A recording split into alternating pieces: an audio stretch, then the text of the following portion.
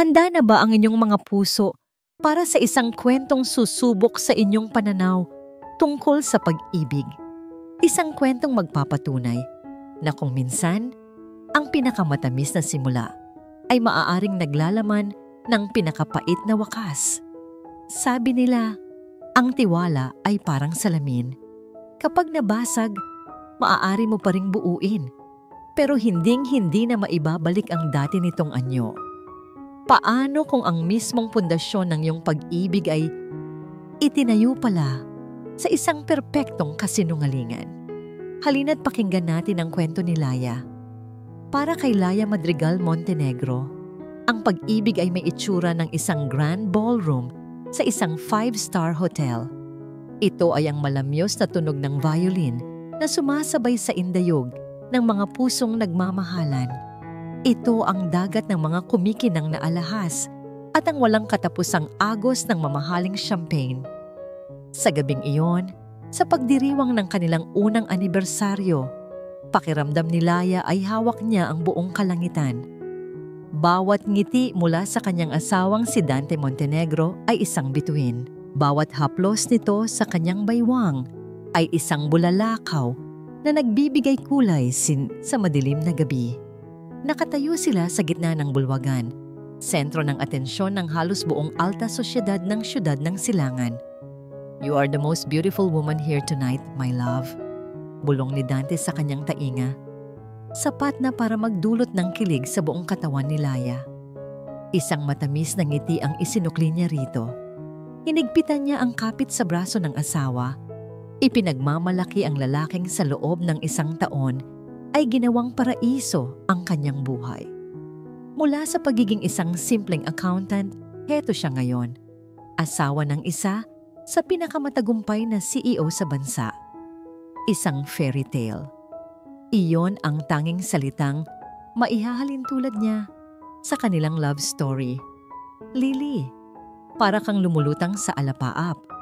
Puna ng matalik niyang kaibigan na si Diwa nang magkaroon ito ng pagkakataong lapitan siya. "Hindi mo ba ako nakikita? Nakaapak pa rin ako sa lupa," biro ni Laya.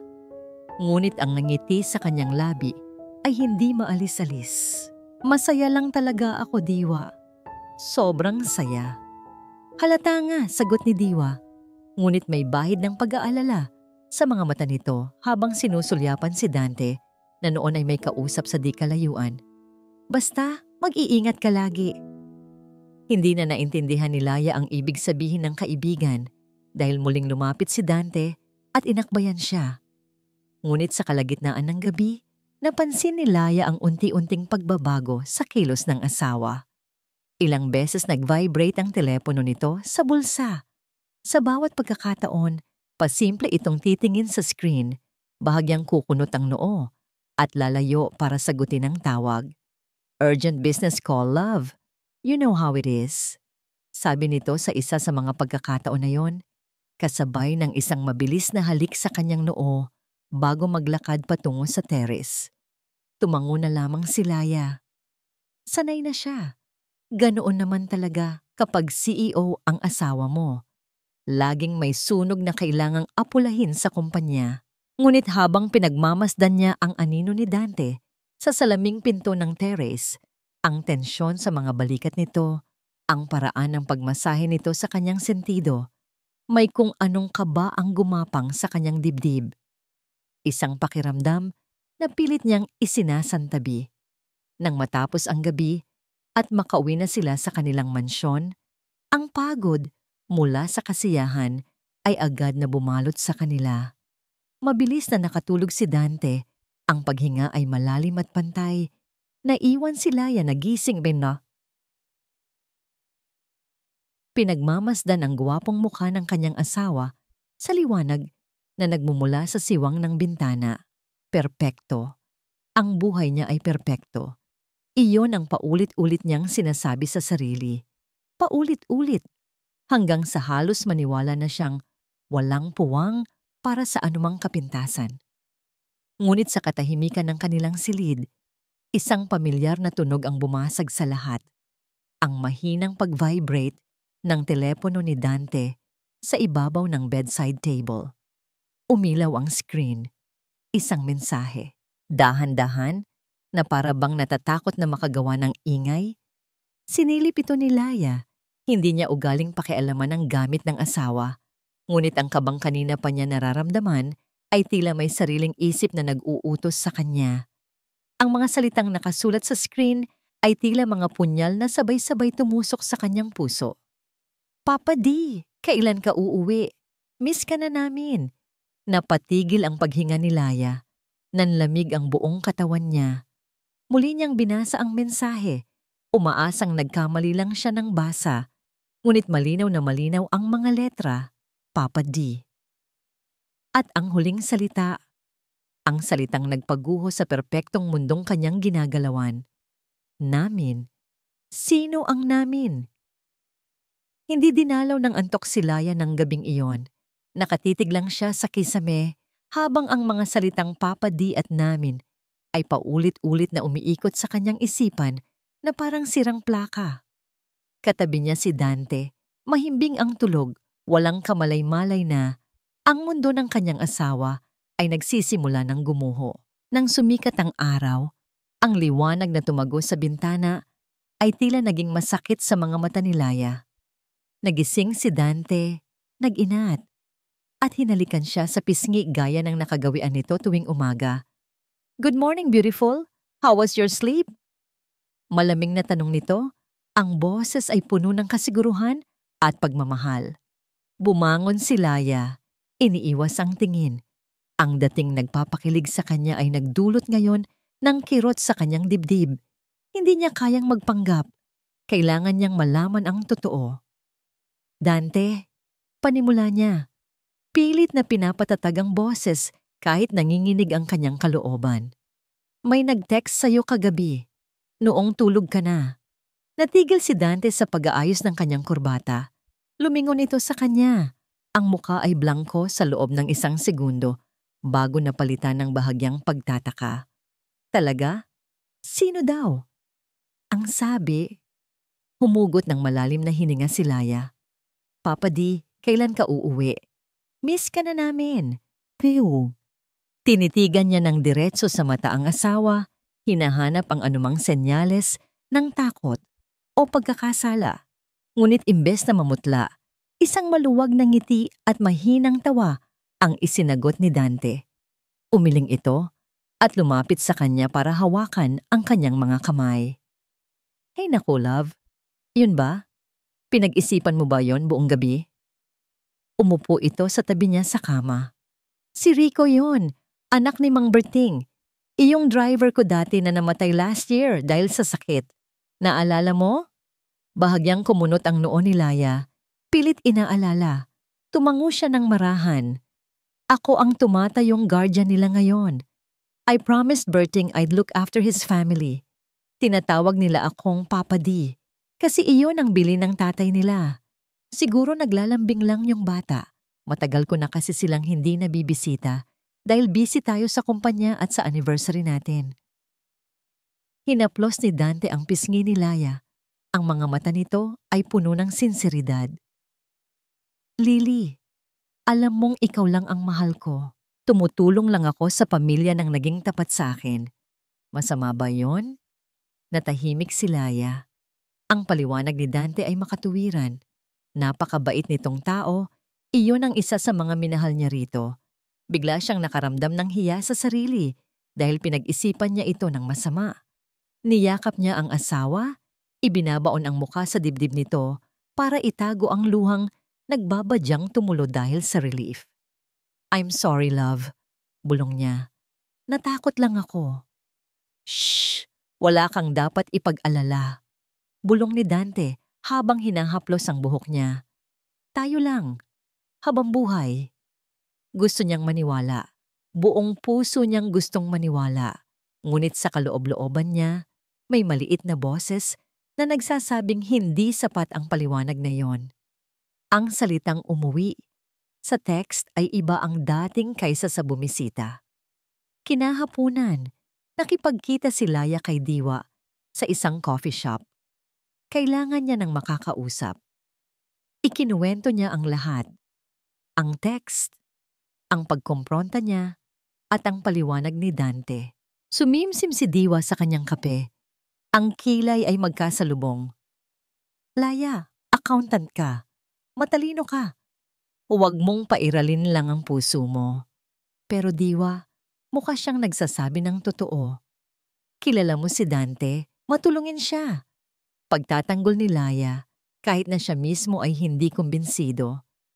Sige, sabihin nating totoo ang sinasabi niya. Hamon ni Diwa. Pero bilang asawa, karapatan mong malaman kung paano at gaano kalaki ang itinutulong niya. Laya, gamitin mo ang galing mo sa numero. Numbers don't lie. People do.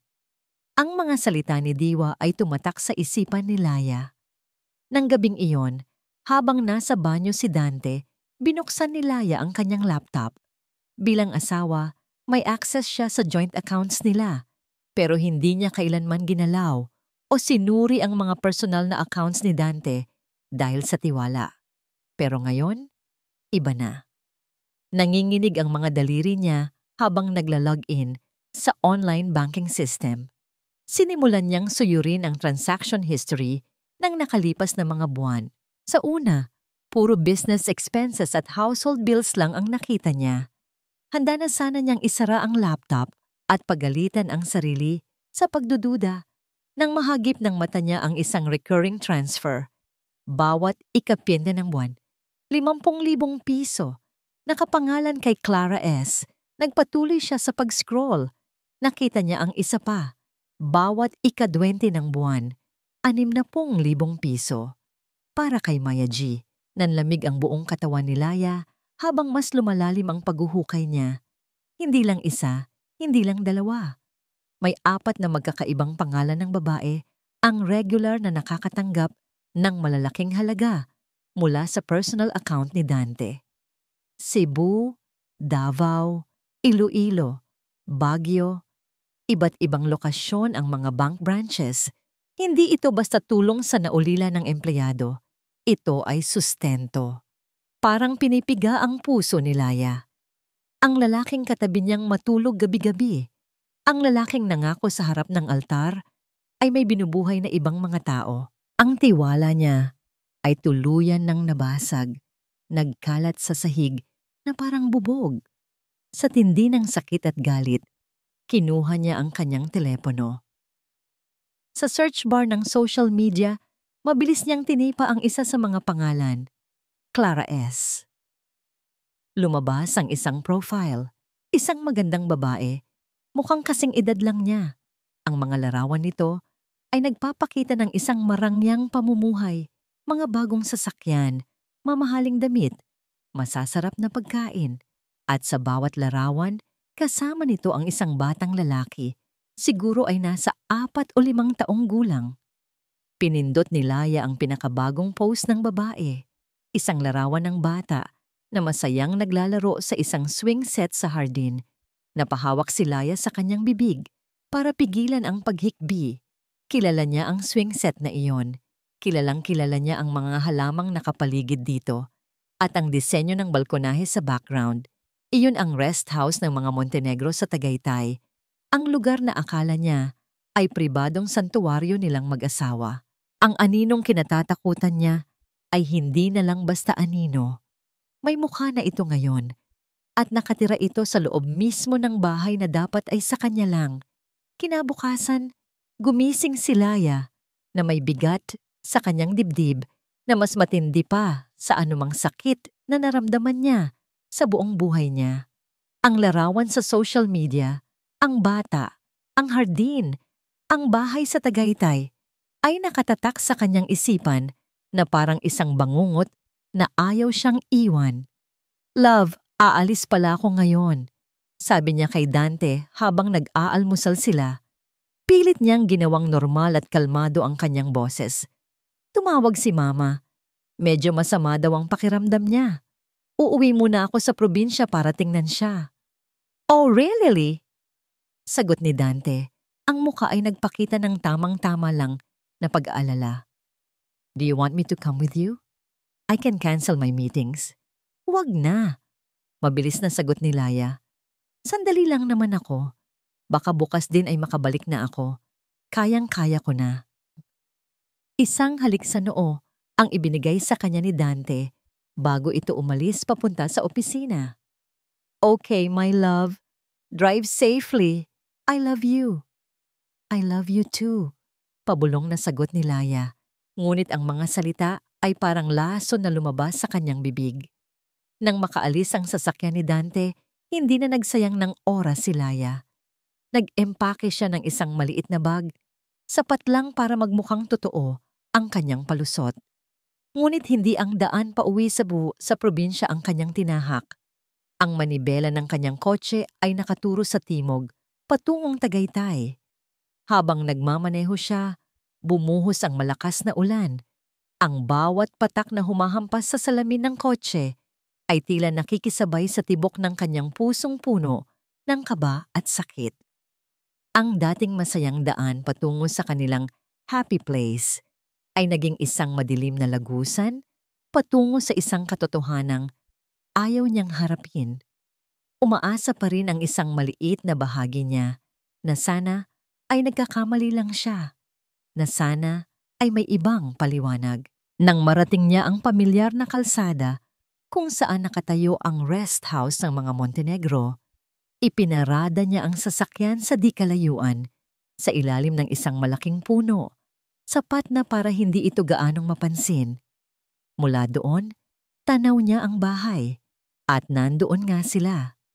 Isang babae, si Clara, base sa mga litrato, ang naglalabas ng mga sinampay mula sa loob. May 2 bata na masayang naghahabulan sa hardin, hindi alintana ang ambon. Ang eksena ay perpekto. Isang larawan ng isang masayang pamilya. Isang pamilyang hindi siya kasali. Halos 1 oras siyang nakatitig lang doon, habang unti-unting dinudurog ang kanyang puso sa bawat halakhak ng mga bata na dapat ay hindi nag-e-exist. Hindi na niya kaya ang manood lang mula sa malayo. Kailangan niya ng kumpirmasyon, kailangan niyang marinig, kailangan niyang makita ng malapitan. Pinunasan niya ang kanyang mga luha at huminga ng malalim.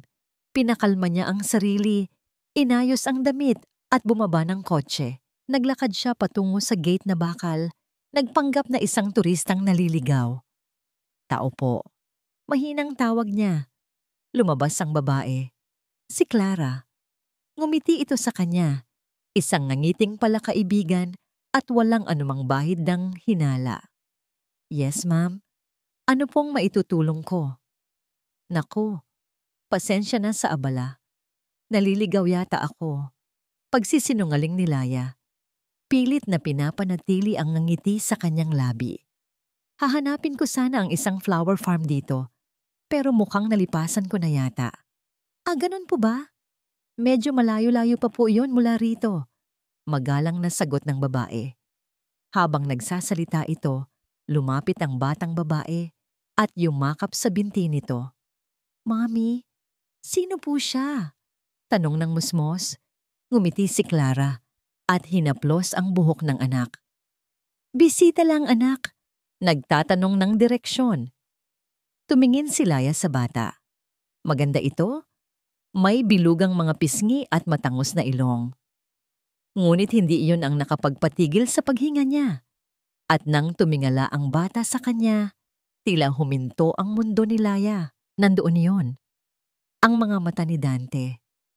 Ang parehong hugis, ang parehong kislap. Na unang minahal niya, nananahan sa mukha ng isang batang hindi niya anak. Iyon ang unang halik ng katotohanan. At ito'y mapait, malamig, at nakamamatay. Sige, salamat. Nauutal na sabi ni Laya.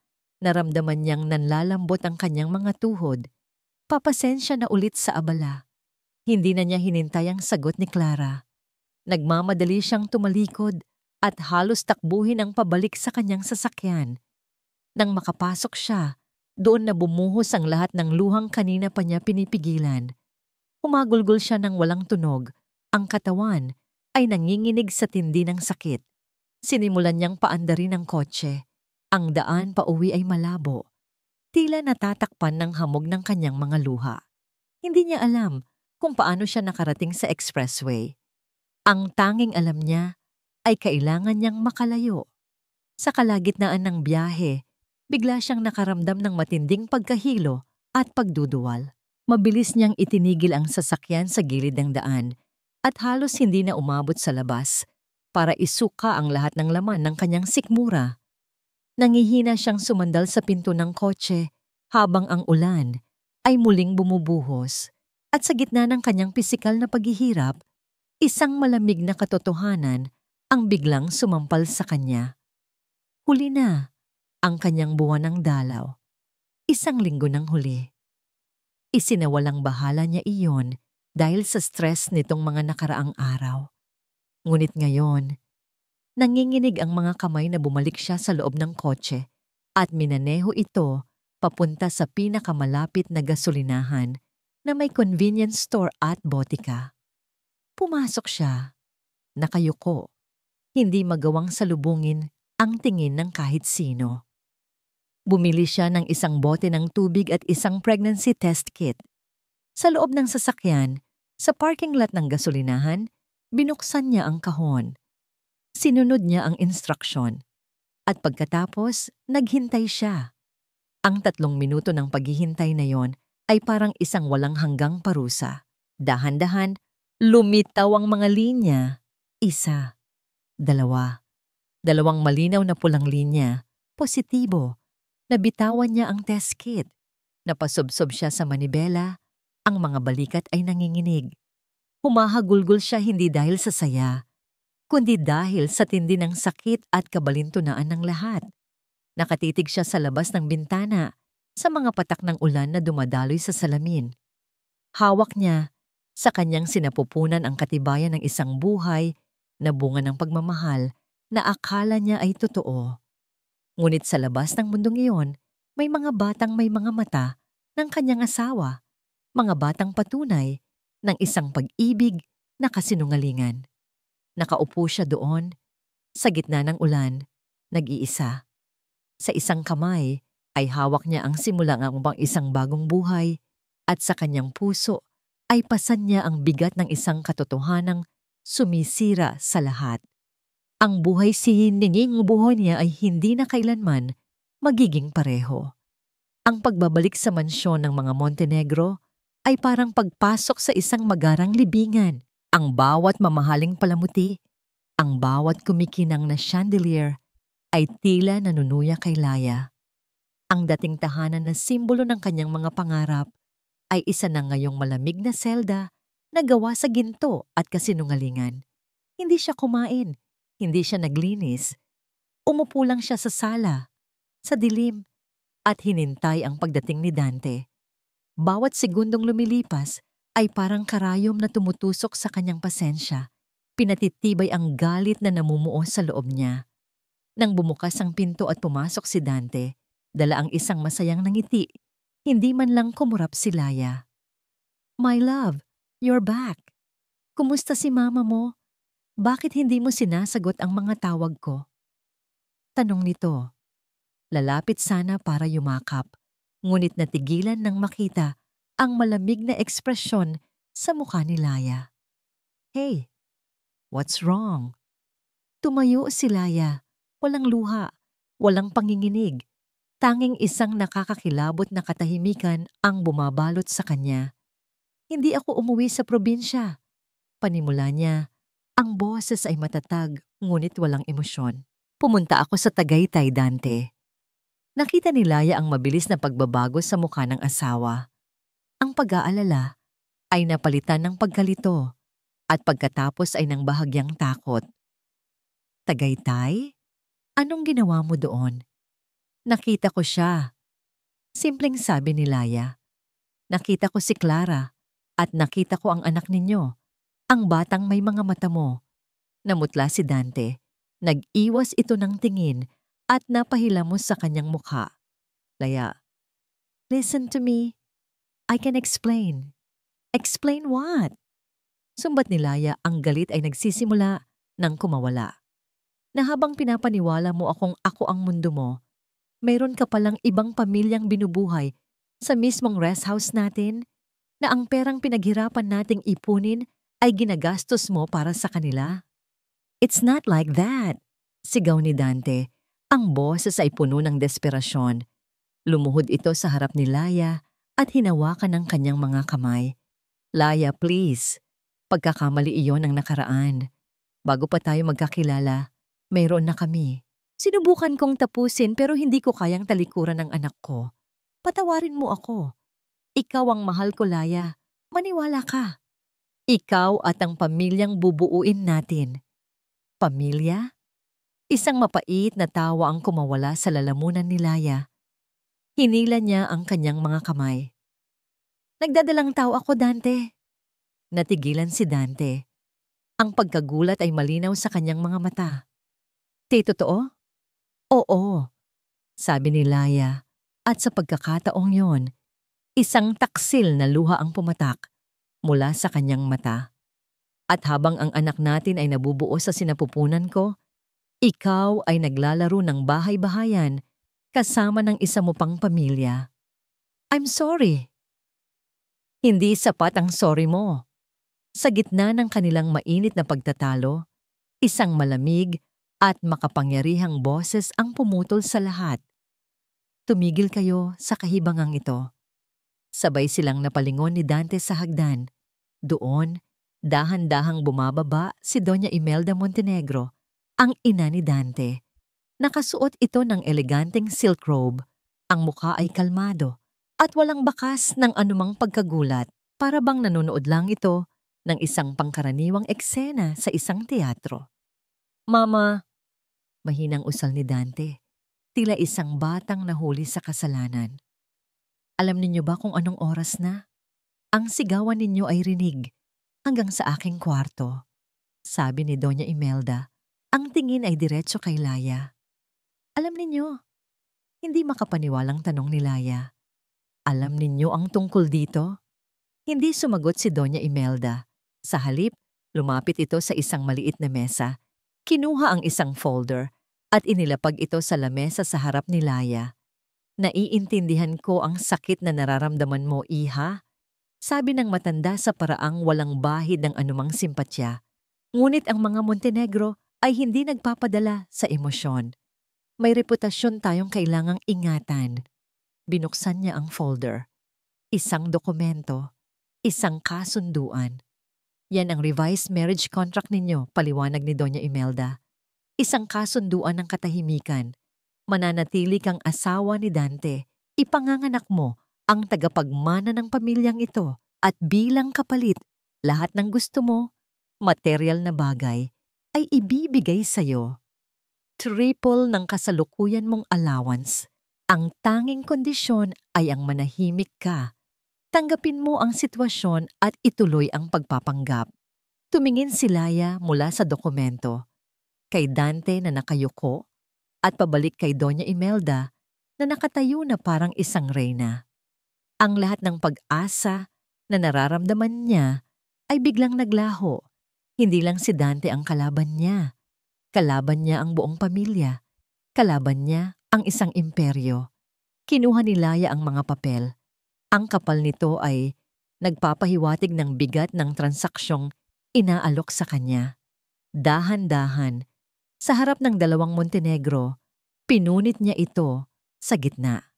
Pagkatapos ay pinunit niya ulit at ulit. Hanggang sa ang mga piraso ng papel ay nagkalat sa sahig na parang niyebe ng isang malamig na impyerno. Hindi nabibili ang dignidad ko, mariing sabi ni Laya. Ang boses ay nanginginig sa galit. Sa halip na magalit, isang maliit at nakakainsultong ngiti ang sumilay sa labi ni Doña Imelda. Inosenteng bata, sabi nito. Ang boses ay puno ng pagkutya. Ang tapang mo. Pero sa tingin mo ba, siya lang ang nag-iisa? Umalis si Laya sa sala na yon na dala-dala ang mga salita ni Doña Imelda na parang nakabaon na lason sa kanyang isipan. Sa tingin mo ba, siya lang ang nag-iisa? Hindi na siya bumalik sa kanilang silid ni Dante.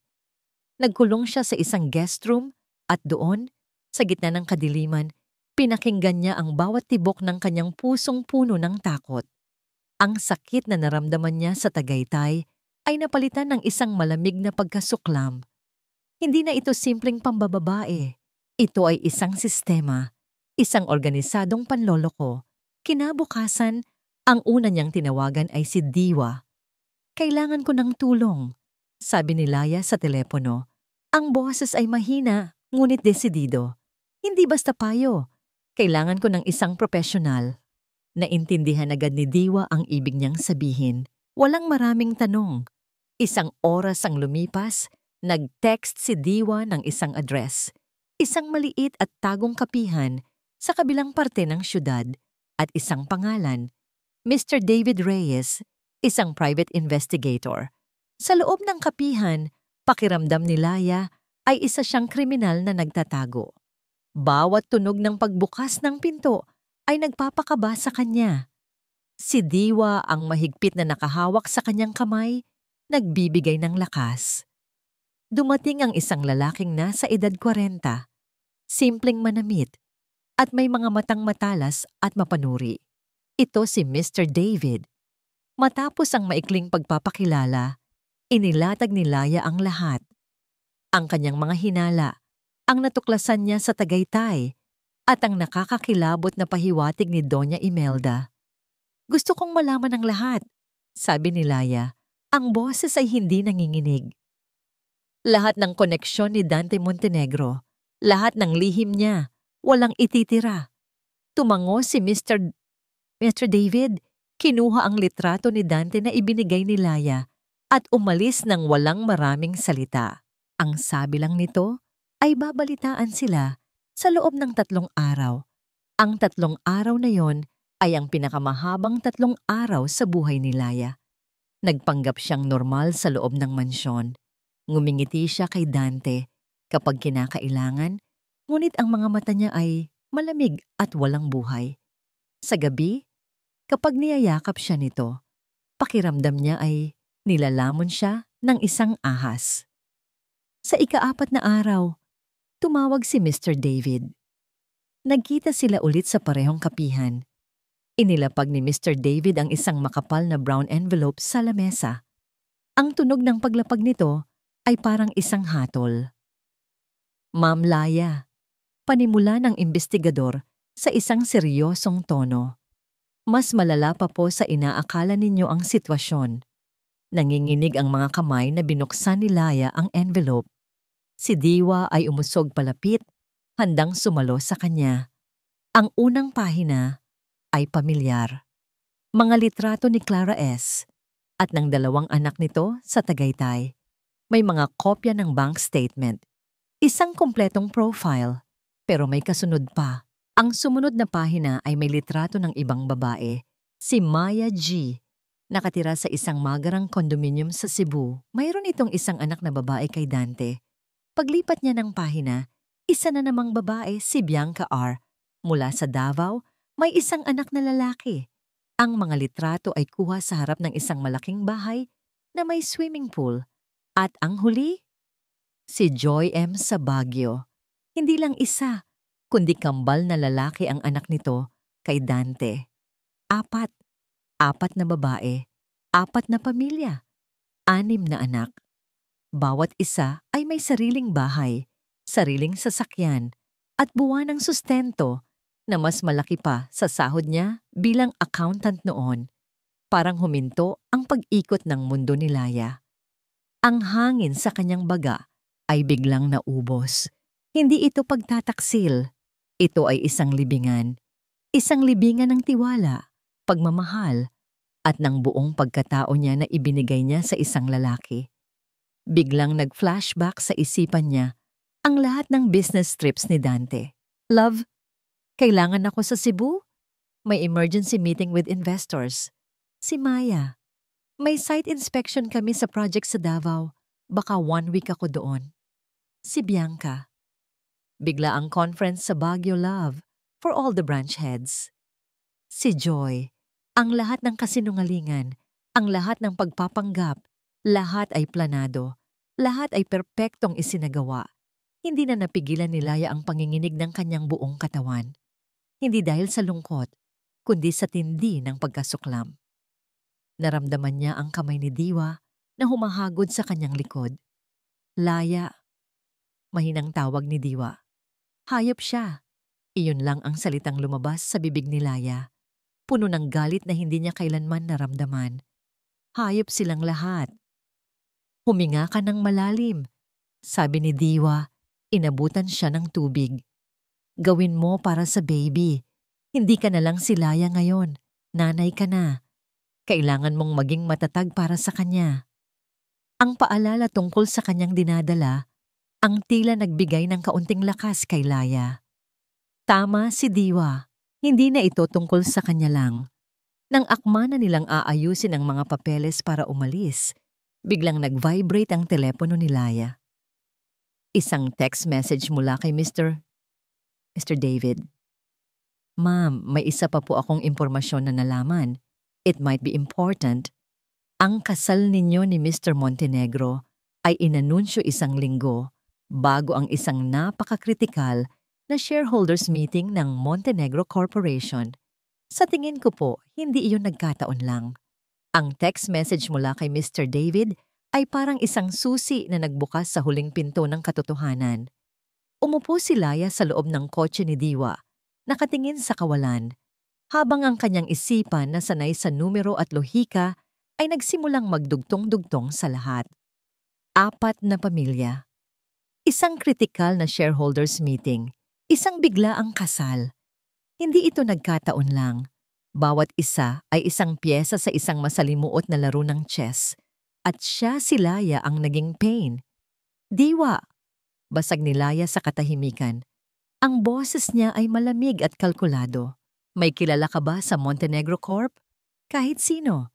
Isang taong hindi masaya sa pamamalakad ng mga Montenegro. Nag-isip sandali si Diwa. Mayroon. Si Mr. Albert Jimenez, dati siyang board member. Matagal nang may alitan sa pagitan niya at ni Doña Imelda. Tinanggal siya sa pwesto matapos siyang kumontra sa isang malaking proyekto ni Dante. Hanggang ngayon, may shares pa rin siya, pero wala nang kapangyarihan. Kailangan ko siyang makausap, desididong sabi ni Laya. Hindi naging madali ang kumbinsihin si Mr. Jimenez. Ang matandang lalaki ay unay nag-atubili. Takot sa posibleng ganti mula kay Doña Imelda. Ngunit nang ipakita ni Laya ang brown envelope, ang patunay ng 4 na pamilya ni Dante, nagbago ang ihip ng hangin. Nakita ni Mr. Jimenez ang isang oportunidad para sa hustisya na matagal na niyang inaasam. Nagkita sila sa isang pribadong silid sa isang lumang restaurant sa Binondo, malayo sa mga matang mapanghusga ng alta sosyedad. Alam ko na may itinatagong kabulukan si Dante, panimula ni Mr. Jimenez. Ang boses ay puno ng galit na matagal nang kinikimkim. Ang lifestyle niya, ang walang ingat na paggastos, pero hindi ko inakala na ganito kalala. Bakit ninyo nasabing hindi nagkataon lang ang kasal namin at ang shareholders meeting? Direktang tanong ni Laya. Bumuntong hininga ang matanda. Iha, bago ang kasal ninyo, ang Montenegro Corporation ay nasa bingit ng isang malaking krisis. Marami sa board, kasama na ako, ay nawawalan na ng tiwala sa kakayahan ni Dante. Palagi siyang wala, palaging may business trips.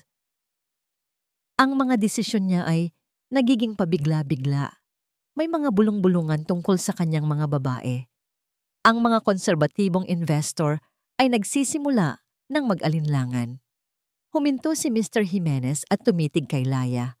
Magkakaroon sana ng vote of no confidence laban kay Dante. Isang boto na maaaring mag-alis sa kanya sa pwesto bilang CEO. Kailangan ni Doña Imelda ng isang milagro para pigilan yon. At doon, sumampal kay Laya ang buong katotohanan. Mas masakit pa sa sampal ng pagtataksil. Ako, mahinang usal niya. Ako ang milagro. Ikaw ang naging perpektong solusyon, pagpapatuloy ni Mr. Jimenez. Laya Madrigal, isang respetadong accountant, matalino, may magandang reputasyon, at mula sa isang simpleng pamilya na walang bahid ng anumang iskandalo. Ang pagpapakasal sa iyo ni Dante ay isang strategic move. Ipinakita nito sa board at sa mga investor na handa na siyang mag-settle down, na siya ay naging isang responsableng family man. Pinatahimik nito ang mga kritiko. Nailigtas nito ang kanyang korona. Natahimik si Laya. Ang bawat salita ni Mr. Jimenez ay parang matutulis na bubog na tumatarak sa kanyang puso. Hindi lang siya asawa, hindi lang siya panakip-butas. Isa siyang corporate strategy, isang public relations stunt. Ang pag-ibig na inakala niyang totoo ay isa palang transaksyon sa negosyo. Ang kasal na pinangarap niya ay isa palang palabas para sa mga shareholder. Ang nararamdaman na niya ay hindi na sakit. Ito ay isang malamig at matinding galit. Isang galit na nagpatigas sa kanyang puso at nagbigay linaw sa kanyang isipan.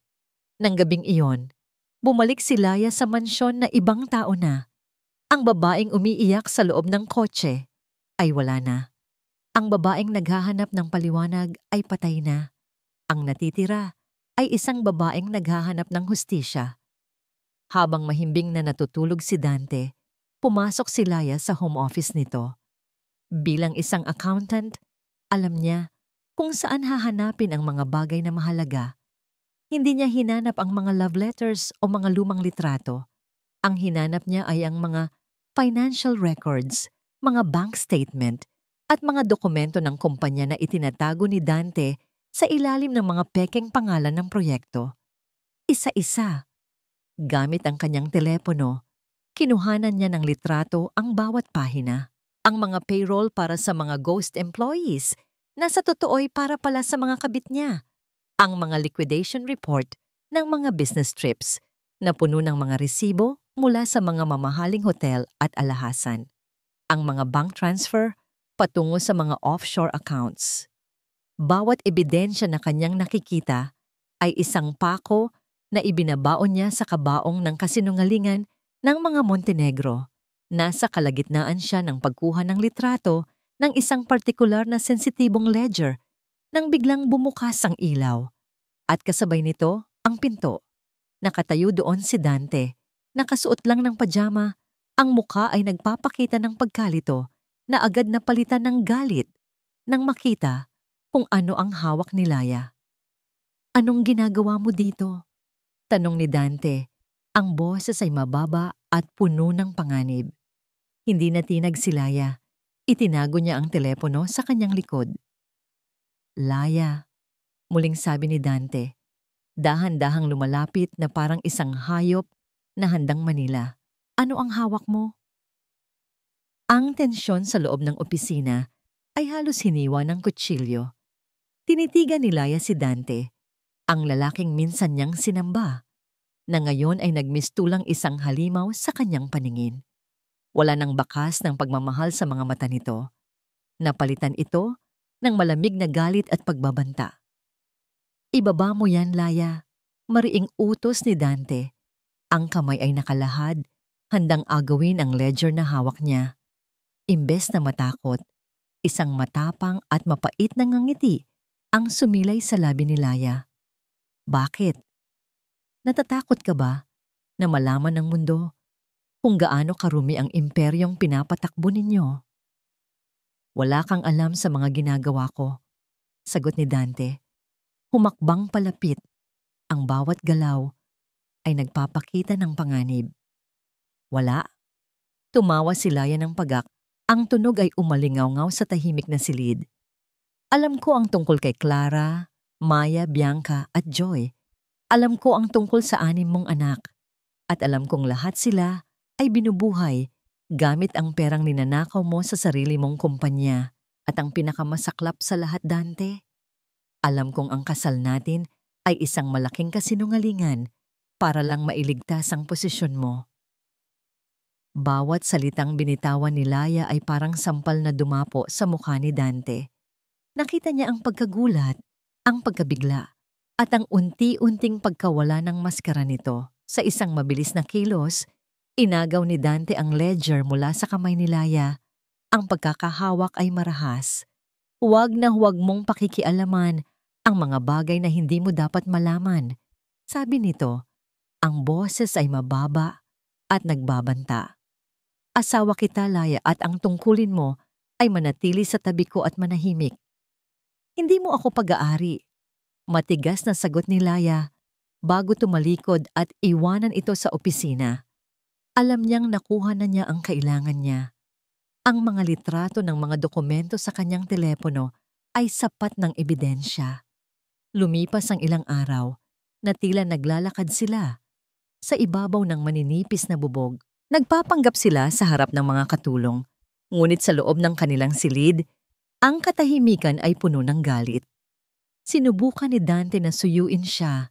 May mga bulaklak, may mga alok na mamasyal, ngunit para kay Laya, para lang siyang nanonood ng isang aktor na limot na ang kanyang mga linya. Isang Biyernes ng hapon, pumasok si Dante sa kanilang silid na dala ang isang maleta.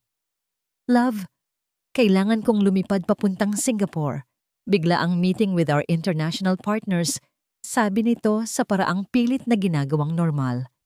I'll be back on Sunday. Tumingin lang si Laya sa kanya, walang emosyon. Hindi na siya nagtanong, hindi na siya kumontra. Tumango lang siya. Okay, mag-ingat ka. Sabi niya, ang boses ay kasing lamig ng yelo. Nang gabing iyon, matapos ihatid ng driver si Dante sa airport, isang hindi maipaliwanag na kutob ang nagtulak kay Laya na kumilos. Tinext niya si Mr. David.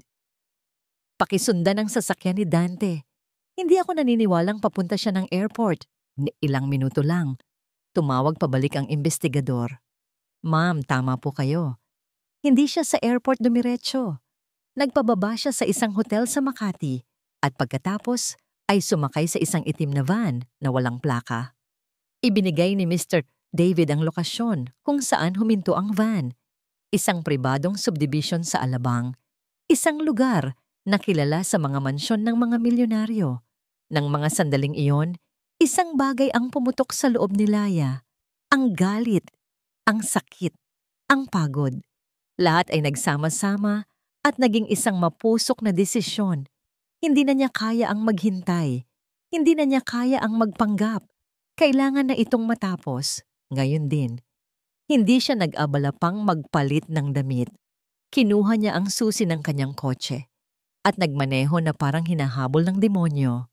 Ang tanging nasa isip niya ay ang makarating sa address na ibinigay ni Mr. David. Nang marating niya ang subdivision, ang malakas na tugtog ng musika at mga kumukutitap na ilaw mula sa isang partikular na bahay ang sumalubong sa kanya.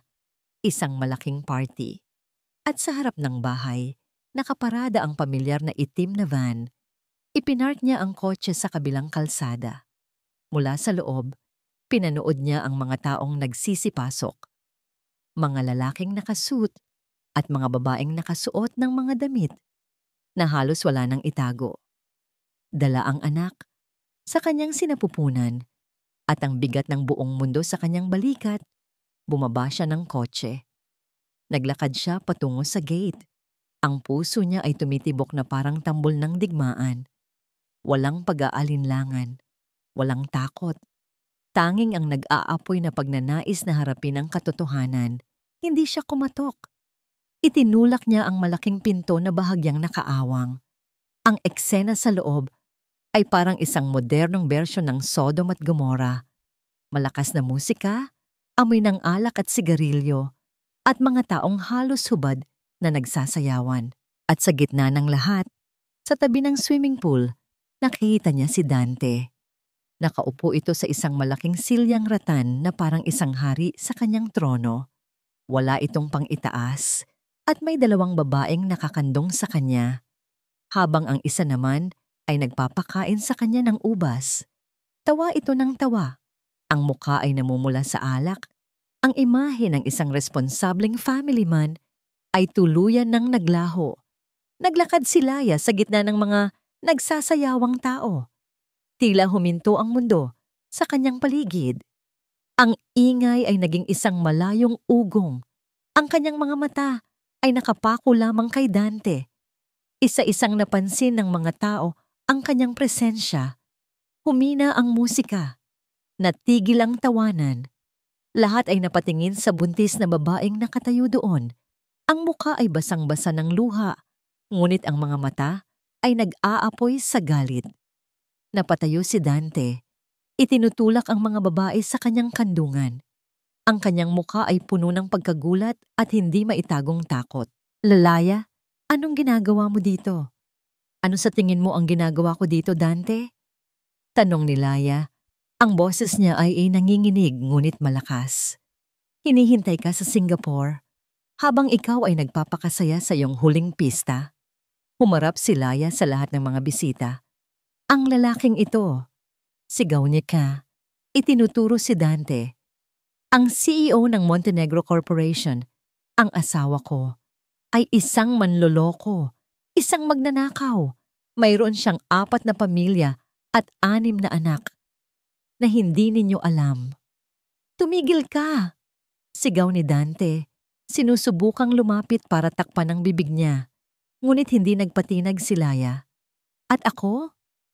Patuloy niya, hinahaplos ang kanyang tiyan. Ako at ang magiging anak namin. Isa lang pala kaming palabas para malinlang kayong lahat.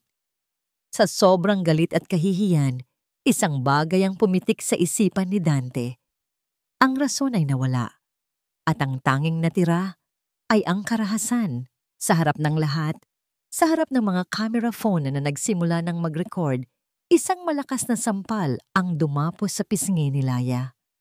Ang lakas ng impact ay nagpatalsik sa kanya. Nawalan siya ng balanse. Ang huli niyang naramdaman ay ang sakit, ang pagbagsak, at ang matinding takot para sa batang nasa kanyang sinapupunan. Ang tunog ng sampal ay umalingaw-ngaw sa buong paligid, mas malakas pa kaysa sa musikang biglang humina. Sandaling natigilan ng lahat. Ang kanilang mga mata ay dilat na dilat sa eksenang naganap sa kanilang harapan. Ang mga teleponong kanina lang ay kumukuha ng video ay bahagyang bumaba. Ang mga may hawak nito ay nabigla sa karahasang nasaksihan. Bumagsak si Laya sa malamig na sahig. Ang pisngi niya ay agad na namanhid at uminit. Ang sakit ng sampal ay walang-wala kumpara sa sakit ng kahihiyan at pagtataksil na nararamdaman niya. Ngunit higit sa lahat, isang matinding takot ang bumalot sa kanya. Takot para sa kanyang anak. Agad niyang niyakap ang kanyang tiyan. Sinusubukang protektahan ito mula sa anumang panganib. Laya! Sigaw ni Dante, na tila natauhan sa kanyang ginawa.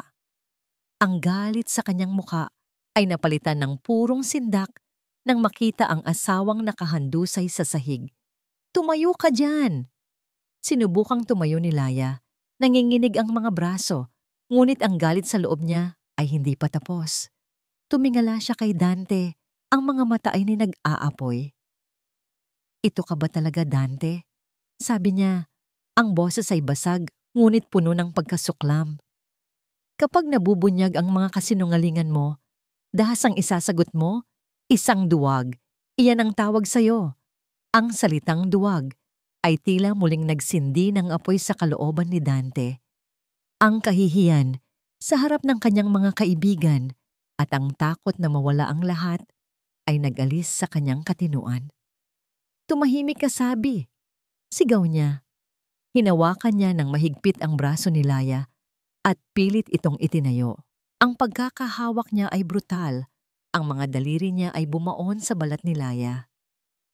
Bitiwan mo ako. Nasasaktan ako. Sigaw ni Laya. Sinusubukang kumawala. Hindi. Dito ka lang. Makikinig ka sa akin. Hila sa kanya ni Dante papasok sa loob ng mansyon, palayo sa mga matang nanonood. Nagsimula ang isang marahas na paghahatakan. Itinulak ni Laya si Dante palayo. At sa pagpupumiglas niya, nasagin niya ang isang mesang may mga bote ng alak. Nagbagsakan ang mga ito, lumikha ng isang nakakabingging iingay ng nababasag na salamin. Ang kaguluhan ay nagbigay ng pagkakataon kay Laya na tumakbo. Ang tanging nasa isip niya ay ang makalabas, ang makalayo. Tinakbo niya ang direksyon ng grand staircase na gawa sa marmol, ang daan patungo sa front door. "Saan ka pupunta?" Galit na sigaw ni Dante. Hinabol siya. Naabutan siya nito sa paanan ng hagdan. Muli siyang hinawakan nito sa braso. "Bitiwan mo ako, Dante!" Sigaw ni Laya, puno ng desperasyon. "Hindi kita bibitiwan hanggat hindi ka tumatahimik." Sa gitna ng kanilang paghahatakan, sa isang sandali ng purong galit at kawalan ng kontrol, itinulak ni Dante si Laya. Ngunit ang pagkakatulak ay mas malakas kaysa sa kanyang intensyon. Nawalan ng balanse si Laya. Ang sumunod na mga segundo ay tila bumagal. Ang sigaw na namutawi sa lalamunan ni Laya. Ang paglaki ng mga mata ni Dante sa pagkasindak sa sarili niyang ginawa. Ang pagkawala ng sahig sa kanyang mga paa. Ang kanyang katawan ay tumama sa matigas na gilid ng unang baitang ng marmol na hagdan. At pagkatapos ay gumulong pababa. 1, 2, 3 beses. Isang matinding sakit ang kumalat sa kanyang likod at tiyan, na sinundan ng isang malakas na kalabog nang ang kanyang ulo ay tumama sa sahig.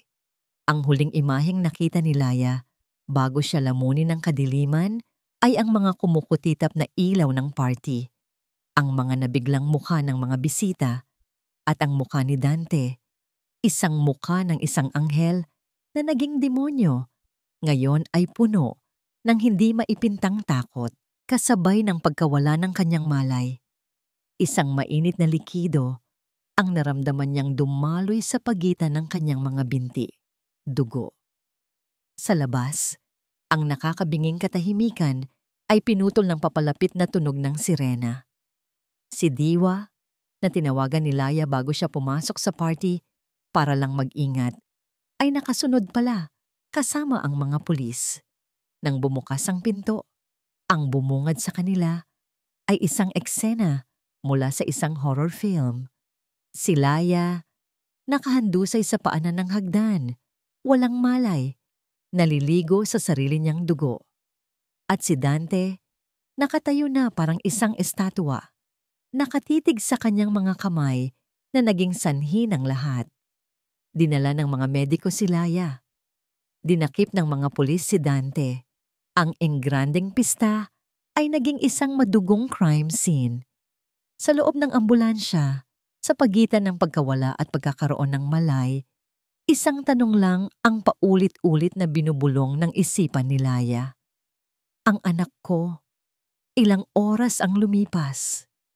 Dahan-dahang iminulat ni Laya ang kanyang mga mata. Ang una niyang nakita ay ang puting kisame ng isang silid sa ospital, ang amoy ng antiseptic, at ang mukha ni Diwa na puno ng luha. Sinubukan niyang magsalita, ngunit ang lalamunan niya ay tuyo. Sa wakas, sa isang mahinang pabulong, naitanong niya ang kaisa-isang bagay na mahalaga. Ang anak ko? Nakatitig si Diwa kay Laya, ang mga luha ay patuloy na dumadaloy sa kanyang mga pisngi. Hinawakan niya ng mahigpit ang kamay ng kaibigan. Sa loob ng ilang segundo, natakot si Laya sa katahimikan. Inihanda niya ang sarili para sa pinakamasakit na balitang maaari niyang marinig. Laya, simula ni Diwa, humihikbi. Ligtas siya. Ligtas ang baby mo. Napaka-strong niya, katulad mo. Isang malalim na hininga ng ginhawa ang pinakawala ni Laya na sinundan ng isang malakas na paghagulgol. Ang lahat ng sakit, galit at takot na kinimkim niya ay bumuhos kasama ng kanyang mga luha. Umiyak siya hindi lang para sa sarili niya, kundi para sa anak niya, ang inosenteng buhay na muntik nang mawala dahil sa karahasan at kasinungalingan. Nang mga sumunod na araw sa ospital, habang nagpapagaling ang kanyang mga sugat at pasa, isang bagay ang nagbago sa loob ni Laya. Ang babaeng dating umiiyak dahil sa pagtataksil ay nawala na. Ang babaeng naghahanap ng pagmamahal mula sa isang lalaking hindi karapat-dapat ay naglaho na. Sa kanyang pagkakahiga sa puting kama ng ospital, isang bagong Laya ang isinilang. Isang ina, isang mandirigma. Hindi na siya iiyak para kay Dante. Hindi na siya maghahabol. Tapos na ang lahat ng iyon. Ngayon, lalaban siya. Lalaban siya para sa katarungan. Lalaban siya para sa kanyang anak. Diwa, sabi ni Laya isang umaga. Ang boses niya ay kalmado na at puno ng determinasyon. Tawagan mo ang pinakamagaling na abogadong kilala mo. Babae, kung maaari. Isang taong hindi natatakot sa pangalan ng mga Montenegro. Kinabukasan, pumasok sa silid ni Laya si Attorney Gabriela Soriano. Isang babaeng nasa edad 50, matangkad, nakasuot ng isang matapang na pulang blazer. Ang kanyang presensya ay nagpapahiwatig ng kapangyarihan at talino. Umupo si Attorney Soriano sa tabi ng kama ni Laya at nakinig. Walang anumang paghuhusga sa kanyang mga mata. Ikinuwento ni Laya ang lahat, mula sa unang text message hanggang sa madugong gabi sa alabang. Pagkatapos, kinuha niya ang kanyang telepono na maingat na itinago ni Diwa at ipinakita sa abogado ang lahat ng ebidensyang nakalap niya, ang mga litrato ng ledger, ang mga bank statement, ang profile ng 4 na pamilya ni Dante. Habang tinitingnan ni Attorney Soriano ang mga ebidensya, tumatango-tango ito, ang kanyang mga labi ay napipiga sa isang manipis na linya. Hindi lang ito simpleng kaso ng physical abuse, Mrs. Montenegro. Sabi ng abogado, ibinaba ang telepono. This is a web of deceit, fraud, and conspiracy. Hindi lang si Dante ang lalabanan natin dito, kundi ang buong pamilya niya. Alam ko, sagot ni Laya, ang tingin ay matatag. Handa ako. Good, sabi ni Attorney Soriano. Dahil sa mga ebidensyang ito at sa testimonya mo, may laban tayo. Hindi lang tayo magsasampa ng kasong physical injuries. Magsasampa tayo ng kaso para sa concubinage at kung mapapatunayan natin na ang kasal ninyo ay isang paraan para manlinlang, maaari rin nating habulin si Doña Imelda for conspiracy to commit fraud. Sa mga salitang iyon, naramdaman ni Laya ang unang patak ng pag-asa. Sa tulong ni Attorney Soriano, inihanda nila ang lahat. Isang araw, sa loob mismo ng kanyang silid sa ospital, habang ang mga kamera ng media ay nag-aabang sa labas. Formal na pinirmahan ni Laya ang mga dokumento. Ang reklamo laban kay Dante Montenegro at Doña Imelda Montenegro. Ang balita ay sumabog na parang isang bomba. Ang dating perpektong imahe ng pamilya Montenegro ay gumuho sa loob lamang ng isang gabi. Ang mga video mula sa party na nag-leak online ay naging viral. Ang kwento ni Laya, ang ginawang pain, ang niloko, at ang binugbog na asawa ay naging laman ng bawat pahayagan at news program. Ang publiko ay nagalit. Ang mga investor ay natakot. Ang Montenegro Corporation ay gumuho. Isang hapon, habang nag-iimpake na si Laya para lumabas ng ospital, isang hindi inaasahang bisita ang dumating.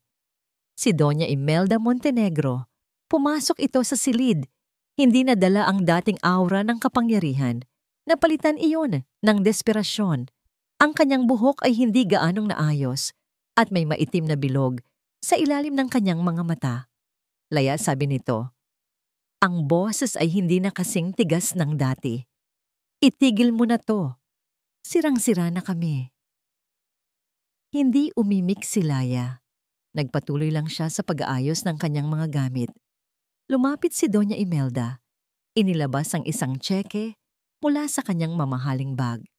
Magkano? Sabihin mo kung magkano ang gusto mo. Isulat mo ang kahit anong numero dyan. Ibibigay ko. Yurong mo lang ang kaso. Kinuha ni Laya ang check. Tinitigan niya ito sandali. Nakita niya ang pag-asa sa mga mata ng matanda. At pagkatapos, sa harap niya, pinunit niya ang check, katulad ng ginawa niya sa kontratang inialok nito sa kanya. Noong una, dignidad ko ang gusto ninyong bilhin. Ngayon, hustisya naman. Malamig na sabi ni Laya. Hindi ninyo pa rin ba naiintindihan? May mga bagay sa mundong ito na hindi nabibili ng pera ninyo. Tumingin siya ng diretso sa mga mata ni Doña Imelda.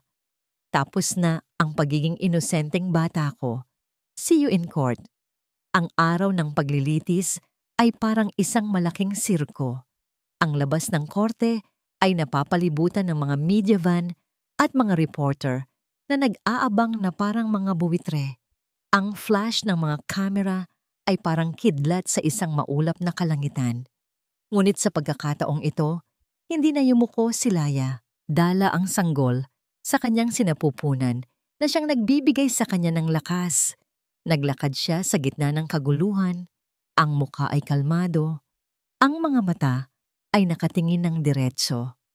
Sa likod niya ay si Attorney Soriano at sa tabi niya ay ang tapat niyang kaibigan, si Diwa. Sa loob ng korte, ang hangin ay mabigat sa tensyon. Sa kabilang panig, nakaupo si Dante, payat at gusot ang dating magarang damit. Ang mukha ay puno ng pagkabalisa. Sa likod nito ay si Doña Imelda, pilit na pinapanatili ang kanyang dignidad. Ngunit ang panginginig ng kanyang mga kamay na nakapatong sa kanyang kandungan ay hindi maitatago. Nang tawagin si Laya sa witness stand, ang buong silid ay natahimik. Inilagay niya ang kanyang kamay sa Biblia at nangakong magsasabi ng katotohanan.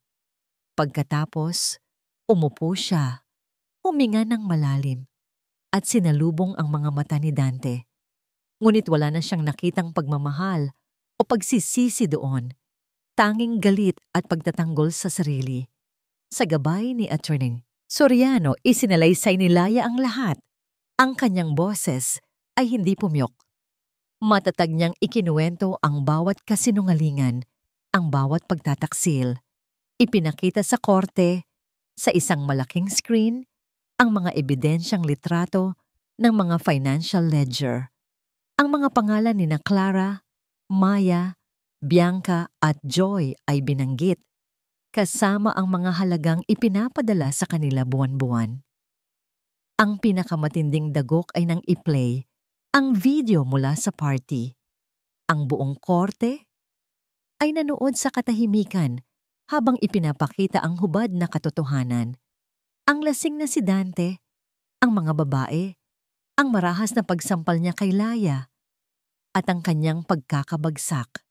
Pagkatapos, isa-isang tinawag ang ibang mga babae.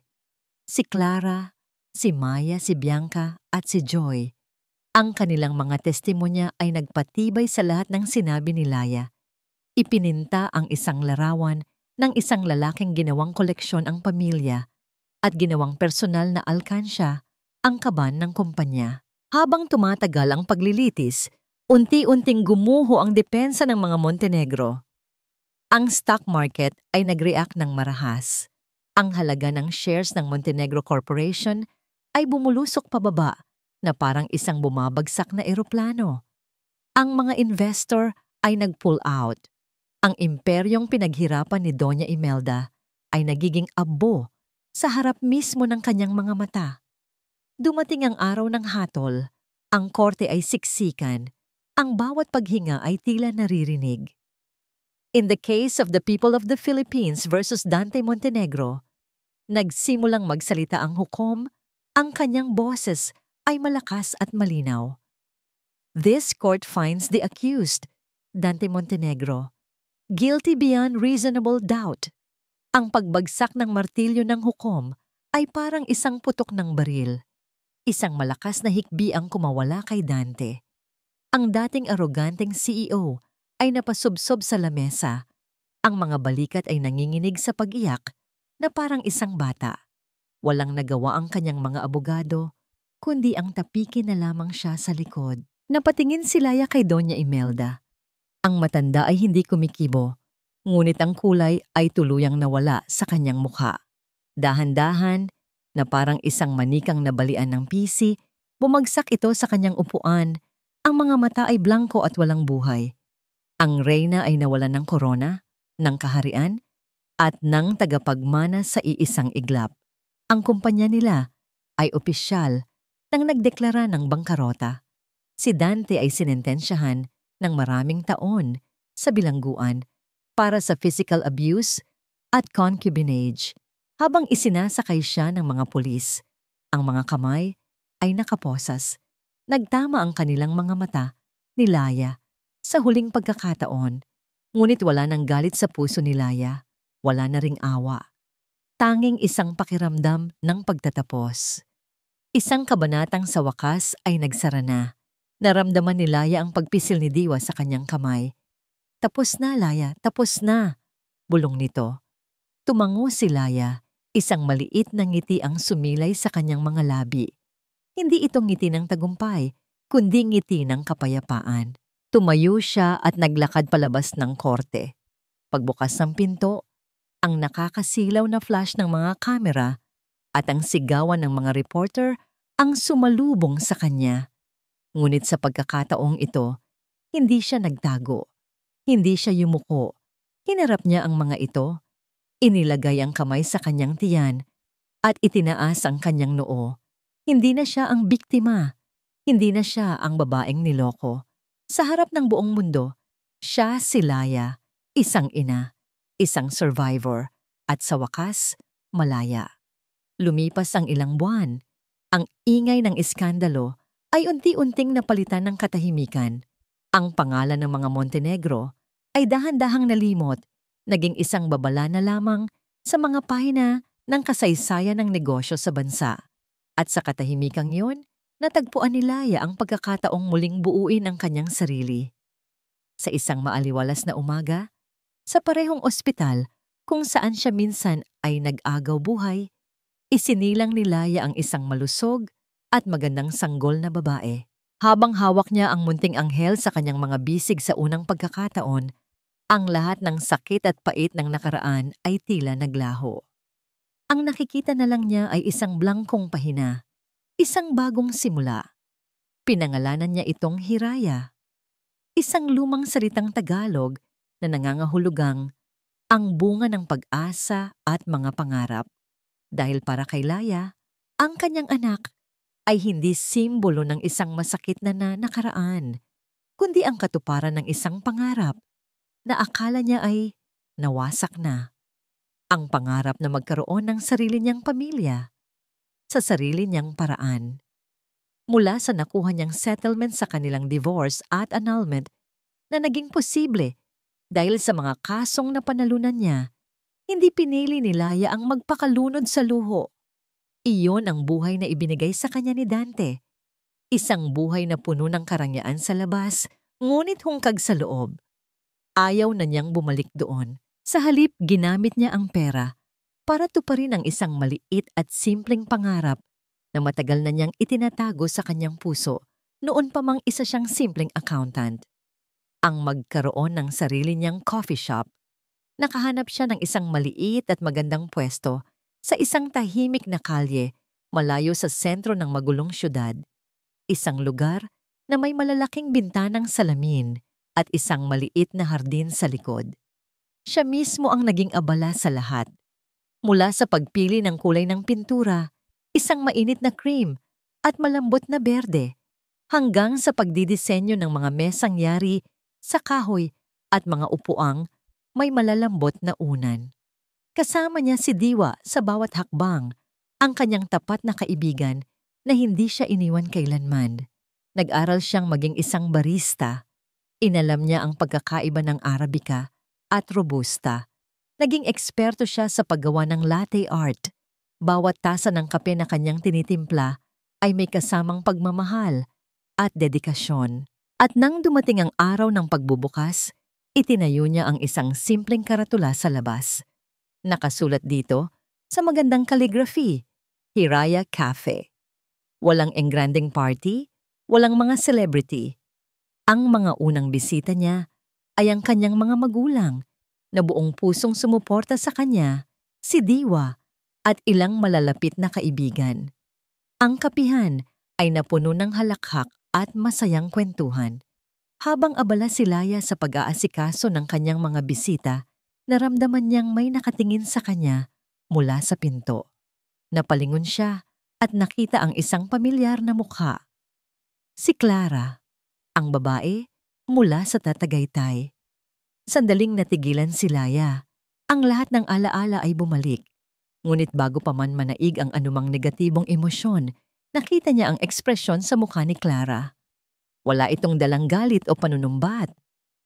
Tanging hiya at pasasalamat.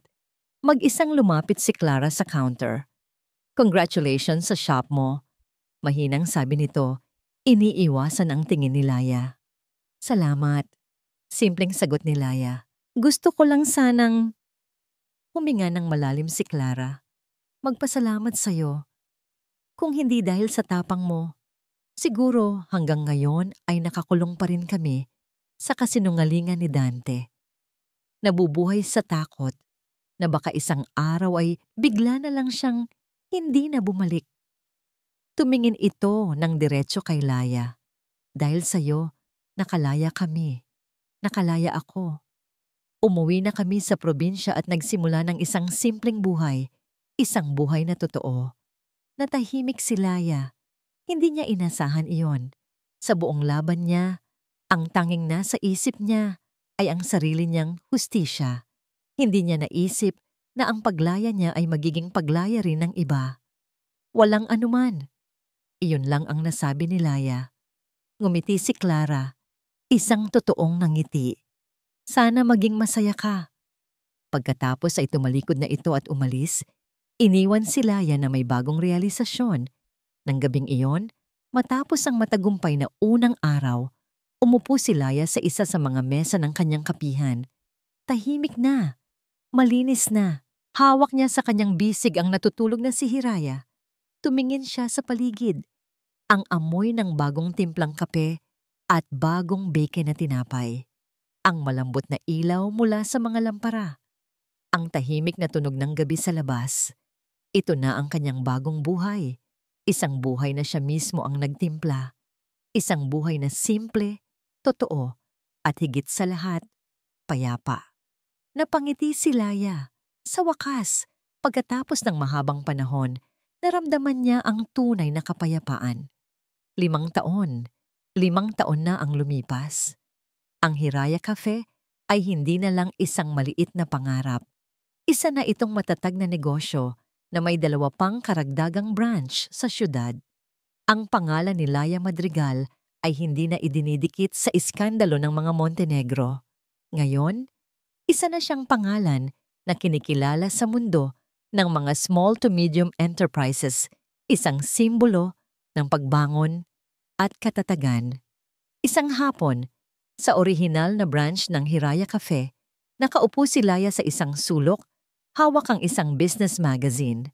Sa isa sa mga pahina, naroon ang kanyang litrato, nakangiti habang nagtitimpla ng kape. Ang pamagat ng artikulo, "Mula sa pait ng kahapon, ang matamis na tagumpay ni Laya Madrigal." Napangiti si Laya habang binabasa ang mga salita. Hindi dahil sa papuri, kundi dahil sa pagkilala sa kung gaano nakalayo ang kanyang narating. Ang babae sa litrato ay tila ibang tao mula sa babaeng minsan ay umiiyak sa sahig ng isang madugong party. Ang kanyang mga mata ay hindi na puno ng sakit, kundi ng kapayapaan. "Mama?" Isang maliit na boses ang pumutol sa kanyang pag-iisip.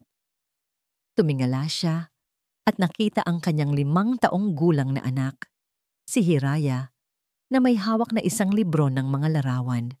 Ang kanyang munting anghel, ang kanyang lakas, ang kanyang mundo. "Yes, anak," malamig na sagot ni Laya. Umupo si Hiraya sa kandungan niya. Ang mga daliri ay naglalaro sa laylayan ng kanyang damit. "Mama, sa school, yung classmate ko, si Ana, may daddy siya na sumusundo sa kanya. Bakit po ako wala?" Ang tanong na matagal nang inihahanda ni Laya. Ang tanong na alam niyang darating. Hinaplos niya ang buhok ng anak at hinalikan ito sa noo. Hindi siya nagsinungaling. Hindi niya ito tinakasan. Lahat ng tao ay may kanya-kanyang kwento, anak. Mahinahon niyang paliwanag. May mga kwentong may mommy at daddy. May mga kwentong lola lang ang kasama. At may mga kwentong katulad ng sa atin. Tinitigan niya ang mga mata ng kanyang anak. Mga matang puro sa kanya nagmula. Ang kwento natin ay espesyal dahil sa kwento natin, tayong dalawa ang bida, tayong dalawa ang magkasama, at ang pagmamahal na mayroon tayo para sa isa't isa ay kasing lakas ng pagmamahal ng isang buong pamilya. Hindi ba't sapat na yon? Ngumiti si Hiraya at sa ngiting iyon, nakita ni Laya ang pag-unawa at pagtanggap. Opo, Mama, sapat na po tayo. Niyakap siya nito ng mahigpit. Sa mga sandaling iyon, habang yakap ang anak, naramdaman ni Laya ang isang kumpletong kasiyahan. Hindi na niya hinahanap ang pag-ibig sa iba dahil natagpuan na niya ang pinakadalisay at pinakabuong pag-ibig sa kanyang anak at sa pagmamahal niya para sa kanyang sarili. Nang bumalik sa paglalaro si Hiraya sa isang sulok ng kapihan, tumingin si Laya sa labas ng bintana. Ang ginintoang sinag ng hapon ay nagbibigay buhay sa mga puno at mga bulaklak sa maliit na hardin. Ang tunog ng halakhak ng kanyang anak ay humahalo sa mahinang jazz music at sa tunog ng paggiling ng kape. Ito ang kanyang mundo. Isang mundong binuo niya mula sa mga durog na piraso ng kanyang nakaraan. Isang mundong payapa, masaya, at tunay. Malaya na siya. Excuse me, Ma'am Laya. Isang magalang na boses ang nagpalingon sa kanya. Isa sa kanyang mga regular na customer, isang mabait na arkitekto na nagngangalang Miguel, ang nakatayo sa tabi ng kanyang mesa. Patapos na po ang araw. At naisip ko lang po, kung hindi naman abala, baka gusto ninyong mag-dinner minsan? Tanong nito. May bahid ng hiya, ngunit may sinseridad sa kanyang mga mata. Tumingin si Laya sa lalaki. Pagkatapos ay tumingin siya sa kanyang anak na masayang naglalaro. At pagkatapos ay binalik niya ang tingin kay Miguel. Hindi siya sumagot ng oo. Hindi rin siya sumagot ng hindi. Sa halip, isang maliit, kalmado, at tunay na ngiti ang sumilay sa kanyang mga labi. Isang ngiting nagsasabing, masaya na siya sa kung nasaan siya ngayon. Ngunit hindi na niya isinasasara ang pinto para sa kung ano ang maaaring dalhin ng bukas. Ang kinabukasan ay isang blangkong pahina at sa unang pagkakataon sa kanyang buhay, hawak niya ang panulat. At dito po nagtatapos ang kwento ni Laya at ng kanyang Hiraya Cafe. Ang kwentong ito ay nagpapaalala sa atin na ang tunay na lakas ay hindi nasusukat sa kung gaano tayo katagal kumapit sa isang bagay na sumasakit sa atin, kundi sa tapang nating bumitaw at magsimulang muli. Ipinakita sa atin ni Laya na ang pag-ibig sa sarili ang pinakamahalagang pundasyon at mula sa mga durog na pangarap, maaari pa ring bumuo ng isang kinabukasang mas matatag, mas payapa, at mas makabuluhan. Maraming salamat po sa inyong walang sawang pagsubaybay sa ating kwento. Naway may napulot kayong aral at inspirasyon. Ano po ang masasabi ninyo sa kwento ni Laya? At anong klaseng kwento naman ang gusto ninyong mapakinggan sa susunod? I-comment nyo lang po sa ibaba. Hindi dito nagtatapos ang ating paglalakbay. Marami pa pong kwentong kasing ganda at mas puno ng aral dito sa aming channel. Kung nagustuhan nyo ang kwentong ito, i-like, i-share sa pamilya at mga kaibigan, at mag-subscribe na rin para lagi kayong updated sa mga susunod pa naming kwento. I-click nyo ang notification bell para kayo ang unang makarinig kapag may bago kaming upload. Pagpalain po kayo ng Panginoon, kayo at ang inyong buong pamilya. Hanggang sa muli, Sweet Kilig PH.